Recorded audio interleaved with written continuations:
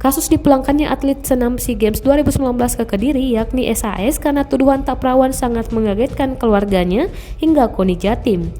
Namun, sebenarnya bagaimana awal mula SAS masuk pelatnas SEA Games 2019 namun dipaksa pulang gara-gara tuduhan itu?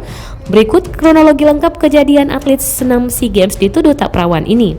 13 November 2019, SAS menjalani vaksin sebagai syarat atlet yang akan bertanding ke luar negeri. Usai divaksin, SAS diinterogasi tim pelatih. Hasil interogasi dilaporkan kepala pelatih yang memberitahu jika SAS sudah tak perawan dan meminta orang tuanya menjemput di Mes Persani Gresik. 16 November 2019, tim pelatih sempat menanyakan kabarnya SAS.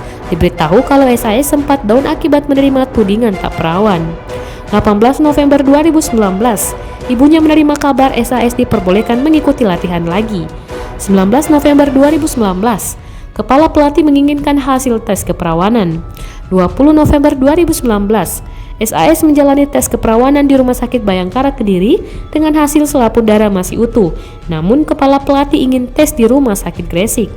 21 November 2019, diberitahu SAS tidak boleh lagi bergabung latihan pelatnas senam atlet SEA Games. Sebelumnya, Komisi Olahraga Nasional Indonesia atau KONI Jatim membantah bahwa pemulangan atlet senam lantai inisial SAS asal Kabupaten Kediri, Jawa Timur ini karena tidak perawan. Hal itu disampaikan langsung oleh Ketua Harian KONI Jatim M. Nabil. Berdasarkan hasil laporan diterima dari pelatih timnas, setelah melakukan penyelidikan atlet inisial SAS dipulangkan karena tidak perawan sama sekali tidak benar. Menurut M. Nabil, pencoretan dilakukan pada atlet inisial SAS karena atlet berusia 17 tahun itu melakukan tindakan indisipliner. Sebelumnya beredar kasus pemulangan atlet senam lantai yang diproyeksikan untuk SEA Games Filipina inisial SAS yang dipulangkan akibat pernyataan bahwa SAS tidak perawan.